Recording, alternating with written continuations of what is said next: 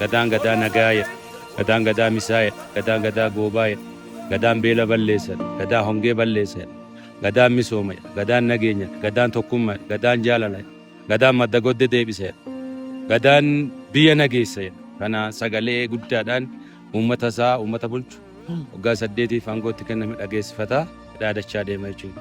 Irraa daran, irraa marfatan, amma marfataan jiru. Ga'een keenya guddaan hawaasa keenya bal'aadha. Hawaasa bal'aadha.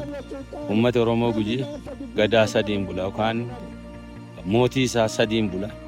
Mootiin sadan kun uummata Oromoo bulcha. Uummata Oromoo keessaa uummata Gujii bulcha.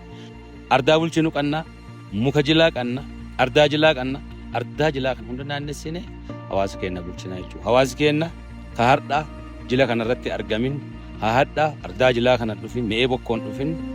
Gaafa nuti qachaa naannoof nu argaa jechuudha. Ilmi xiqqaan gaafa kana safuu hawaasa keenyaa barsiisaa ilma xiqqaa intala xiqqoo safuu haadha abbaatiin safuu ardaatiin akka isaan guddatan barsiisaa irra deemu jechuudha.